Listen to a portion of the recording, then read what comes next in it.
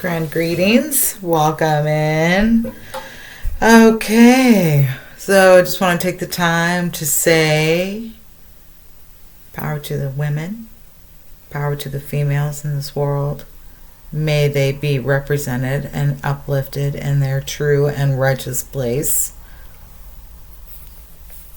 Period.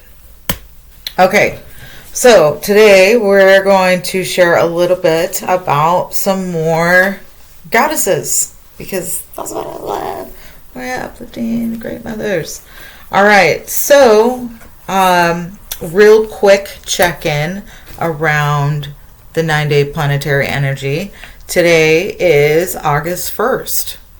Welcome in August, at least on the Gregorian calendar, and as far as most people are recognizing, today is August 1st, and according to my calculations, and hopefully yours if you played along, today, Venus Day on the Gregorian calendar, Earth Day,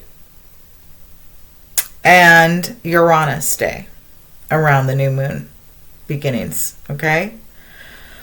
So it has some auspicious energy around Uranus. We have the Great Mother, Venus. We're going to talk about one of her representations, the goddesses. And we have our Great Mother, Earth. Great Mother Earth, the day. So a lot of remembrance energy, a lot of kind of settled in and wanting to make the next moves energy. And maybe even a little bit of like, I know I'm doing something, but I'm not exactly sure what that looks like energy. And then that will shift to, so it might actually amplify a little bit tomorrow with Saturn's energy, Mercury and Neptune energy. So we're looking at a lot of thinking, maybe some boundary setting and or seeing. And then with Neptune, we have some powerful influence, but also like water energy. And then, so my guess is some of the energy of today will settle on Sunday. We're looking at some unique energies from what I'm seeing for the next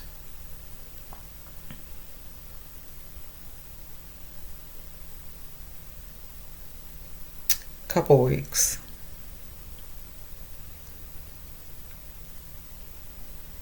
We might see a shift around the new moon.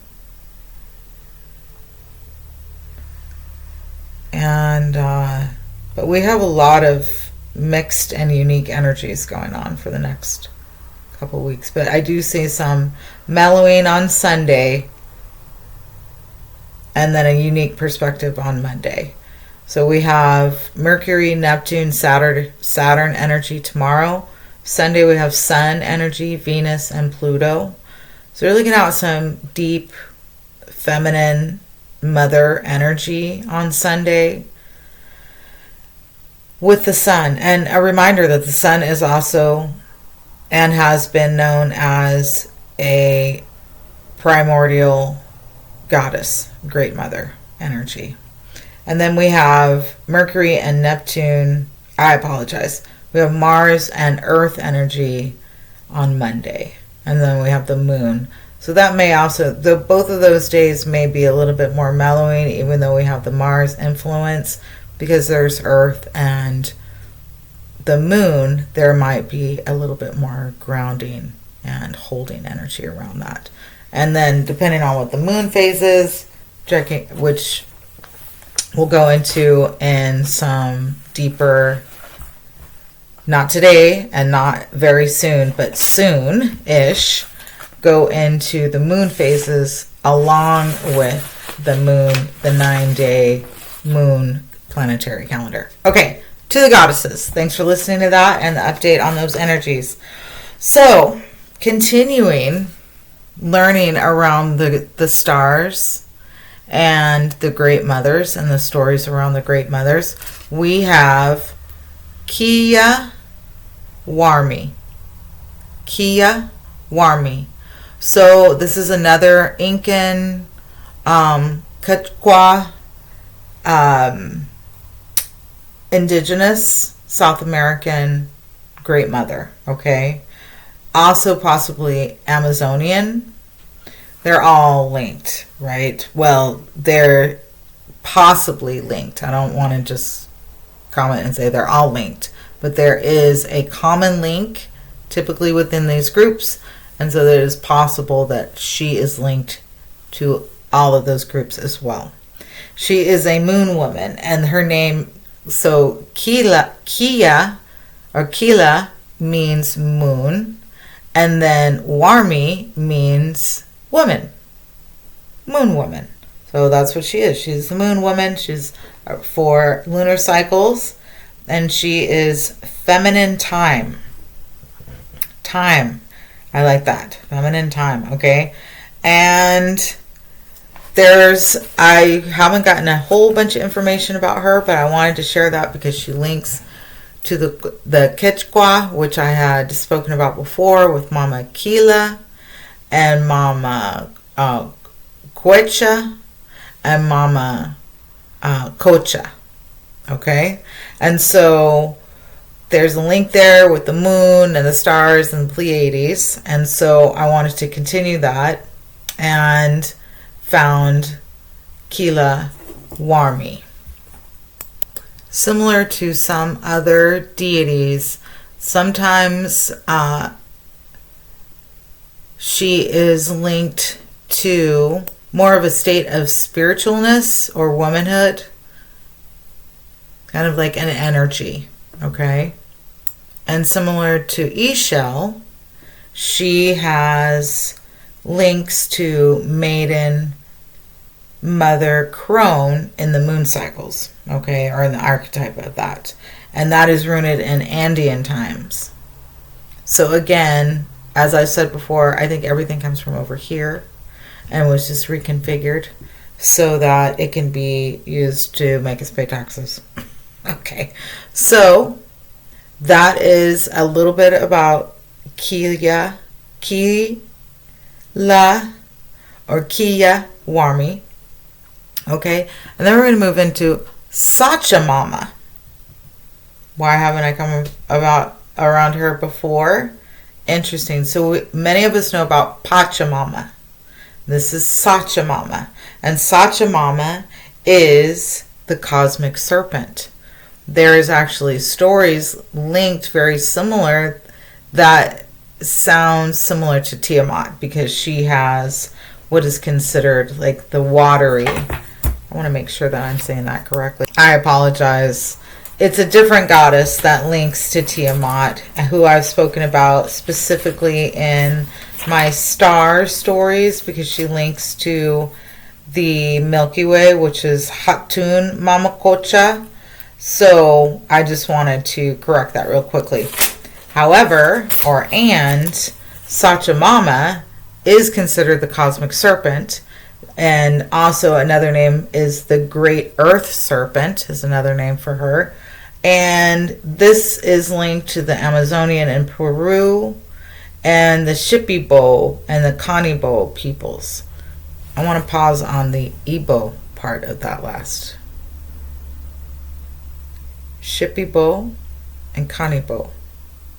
So there is a group, the Igbo. And my theory is another link to where they came from. And if you haven't heard me say it before, I took a trip to Africa, to South Africa in 2003. And when I went there, the land told me we were not from that. I was not from there. That we are not from there. That they were from here. And even back then, it was hard for me to believe. So I just want to reiterate that because we're finding out that that is absolutely true. We're finding out more and more that that is absolutely true. And so I'm just linking the Igbo sound of the group of people to the Igbo peoples of Africa and trying to show like maybe that's where that little, dialectic sound links back to here. Back to Sachamama. And she is also linked to the Milky Way and connected to ayahuasca visions. Okay? And there is also stories about her coiling around the Milky Way. And you know, I've talked about how I see a dragon in the Milky Way. I hope you all have had a chance to go look at the Milky Way this summer. So far, the last couple of months, because wow, it's just wow. Okay, and then also in the Shipibo people's cosmology, the sky and the stars are interwoven with the snake and river patterns. So there's that. We've seen that in other stories, especially stories of indigenous groups in the North Americas as well. A link to the stars and the land, like literally. And then within that group, the Anayabo, the female healers, call upon the celestial serpent mothers in their plant ceremonies, and they come as light bearers. Okay, so there's this link to Sachamama, these great mother healers, and them actually calling on the serpent mothers. I'm telling you, great dragon daughters. That's what this link is. That is who we are. Those are who are remembering. Those who have been remembering. Okay. And then I did mention before this Hatun Mamakocha, and I did talk about her, and she's also linked to the Aether and Tiamat connection, not linked to Tiamat, but there is a story there. And then I want to bring one more. It's Chaska. Also Chaska or Chaska Quilla. Okay. And she is an Incan and Quechua goddess linked to Venus. And that's why I want to bring her in today, because today is Venus Day on the Gregorian calendar. And that is the morning and evening star, so depending on what part of the hemisphere, what part of the planet Earth, Gaia, you're on, and what time of year it is, Venus rises in the morning or sets in the evening. And I'm almost positive Venus is starting to set in the evening. We're looking at her as an evening star, but I will double check that. And Chiaska is also known as Venus, the evening star, morning evening star. Twilight is part of what her name means. Dawn and maidens, dew and beauty. So, and again, her name means star or twinkling one. And that is Chiaska. So, again, the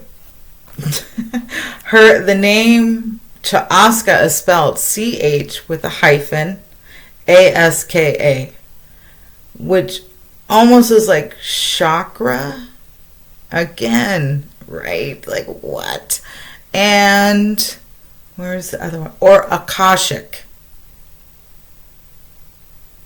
Do we hear the sounds? Chakra, Akashic. Okay. All right, so those are the goddesses for today. There was something else I wanted to talk about. Something I felt was important. There's so much going on right now. I want to stay focused on the great mothers and the importance of them. And I know what I was going to talk about.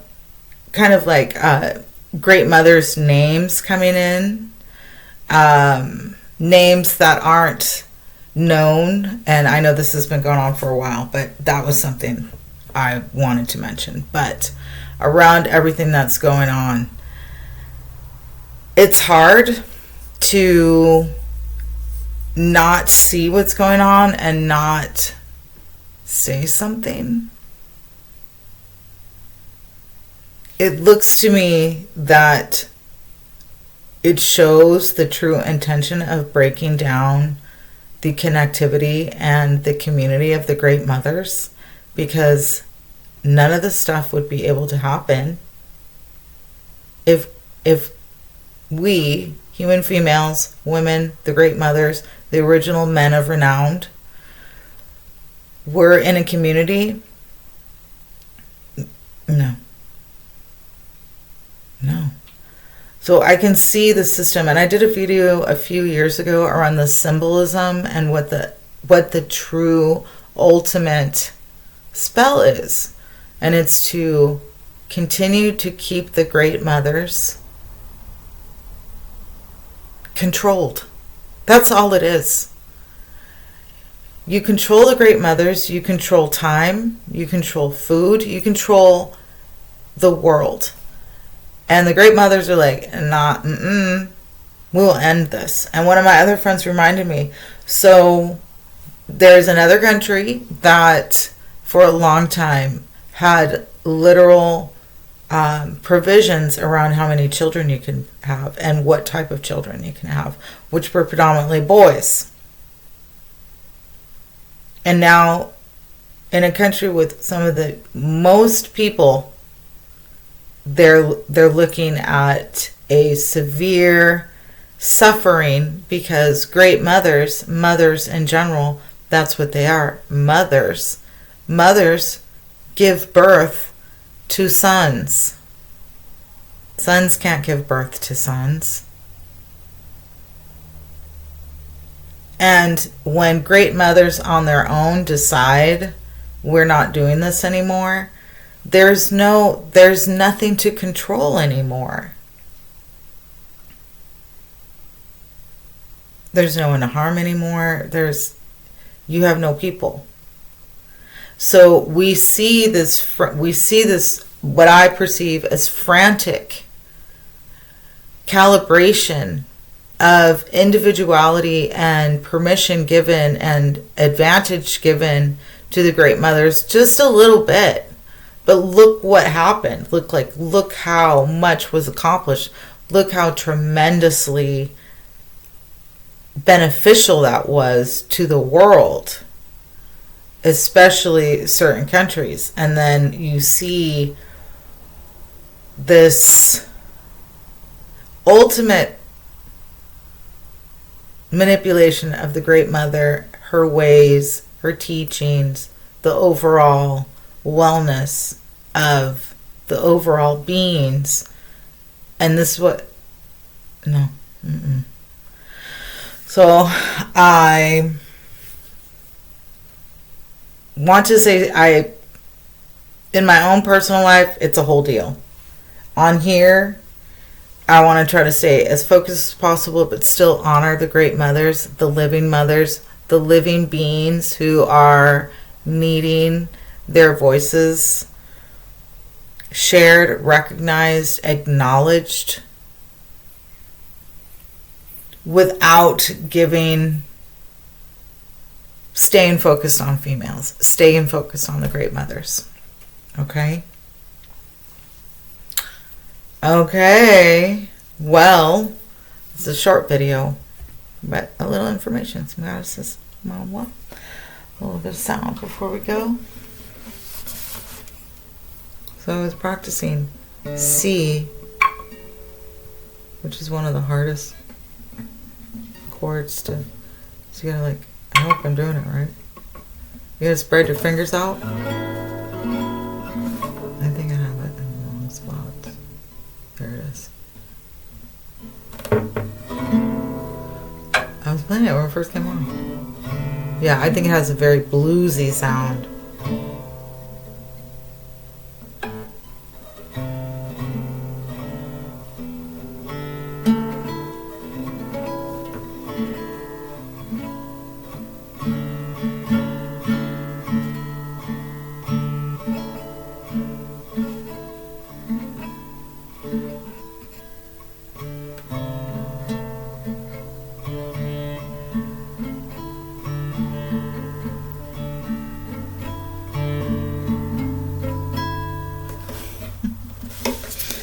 Okay, as always, thanks for being here, listening, sharing, subscribing, becoming members, joining me on Patreon, for being yourself, for smiling, for making it through the day.